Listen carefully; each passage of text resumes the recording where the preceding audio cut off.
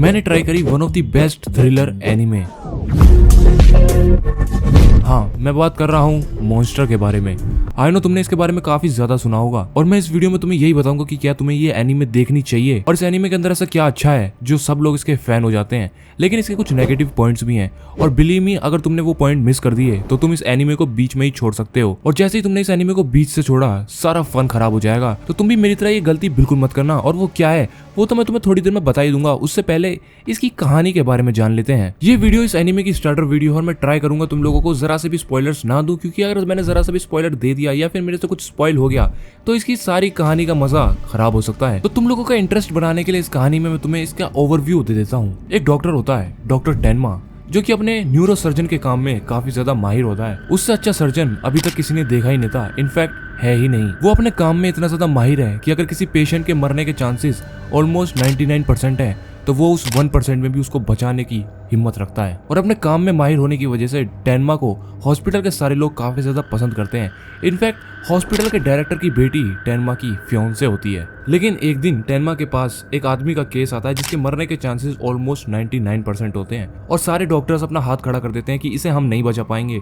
लेकिन तब टेनमा डिसाइड करता है कि वो उसको बचाएगा और वो अपने ऑपरेशन थिएटर में चला जाता है। लेकिन तभी उसके पास एक और केस आता है जो कि उस सिटी का काफी ज्यादा रेप्यूटेड और पावरफुल आदमी होता है। तो हॉस्पिटल का डायरेक्टर टेनमा से कहता है कि तुम इसका इलाज करो, ना कि उस आदमी का जो कि हमारे पास है। वो हमें कुछ भी नहीं दे पाएगा, लेकिन अगर इस पावरफुल आदमी को हम ठीक कर देते हैं तो ये हमारे हॉस्पिटल में काफी अच्छा डोनेशन देगा, जिससे हमारे हॉस्पिटल का नाम और भी ज्यादा बढ़ेगा। और इसके बाद टेनमा ऐसा करने से मना कर देता है, लेकिन उसके बाद डायरेक्टर उसे धमकी देता है कि अगर तुमने ऐसा नहीं करा तो मैं तुम्हें हॉस्पिटल से निकाल दूंगा।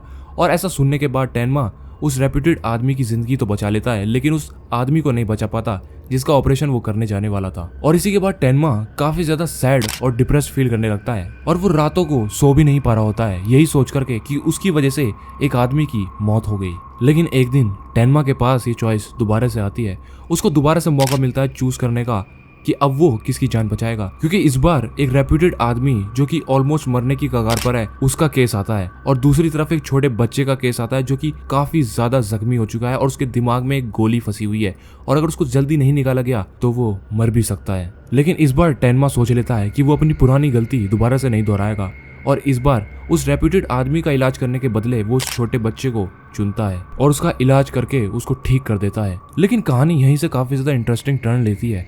ये बच्चा जिसको अभी टेनमा ने बचाया है, ये बच्चा आगे जाके एक सीरियल किलर बनता है और इस बच्चे का इलाज करने की वजह से वो अपनी जॉब भी खो देता है और टेनमा के पास अब कोई भी चॉइस नहीं बची है कि वो कैसे कुछ करेगा। और उसको ये भी पता चल चुका है कि जिस बच्चे की उसने जान बचाई थी वो अब एक सीरियल किलर बन चुका है और अब वो अपने इस डिसीजन पर रिग्रेट करना स्टार्ट कर देता है। और इस बच्चे का नाम योहान लिबर्ट होता है। इसके बाद योहान कुछ ऐसे क्राइम्स करता है जिनका सारा शक डॉक्टर टेनमा पर जाता है और डॉक्टर टेनमा शक के घेरे में आ जाते हैं और सारी इंक्वायरी बैठ जाती है डॉक्टर टेनमा पर और सारे लोग ये सोचना स्टार्ट कर देते हैं कि ये जो क्राइम्स हो रहे हैं हमारी सिटी के अंदर ये डॉक्टर टेनमा कर रहे हैं। और योहान ऐसे कौन से क्राइम्स करता है जिनके बाद उन क्राइम्स का सारा शक डॉक्टर टेनमा पर चला जाता है, ये तो तुम्हें इस सीरीज के अंदर ही पता चलेगा। वेल, ये तो हो गई इसकी कहानी की बेसिक स्टोरी। लेकिन वीडियो के स्टार्टिंग में मैंने तुम्हें बताया था इसमें कुछ नेगेटिव पॉइंट्स भी हैं, तो एक बार वो भी सुन लो जिससे तुम्हें पता चल जाएगा कि तुम्हारे लिए ये एनीमे है या फिर नहीं। नंबर 1, ये एनीमे तुम्हारे इमोशंस के साथ खेलने का ट्राई करती है और इस वजह से ये अपना काफी अच्छा खासा टाइम लेती है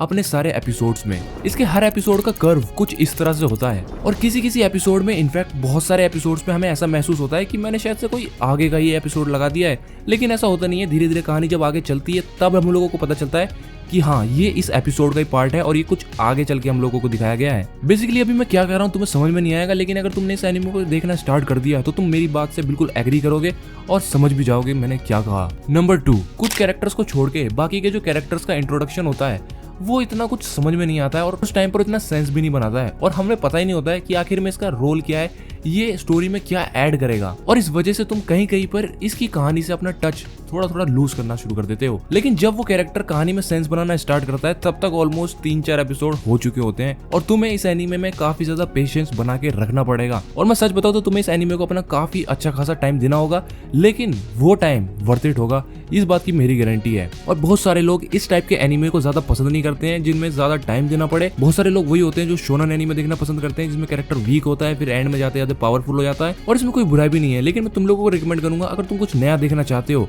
तो डेफिनेटली इस एनीमे को जरूर चेकआउट कर सकते हो। इसको one of the most thriller anime ऐसे ही नहीं कहा जाता है। और नीचे कमेंट करके तुम अपने 3 बेस्ट थ्रिलर एनिमे जो तुमने देखे हैं उन्हें बता सकते हो, और अगर मैंने वो नहीं देखे होंगे तो मैं उनके ऊपर वीडियो भी जरूर लेकर के आऊंगा। तो मिलते हैं अब नेक्स्ट वीडियो में।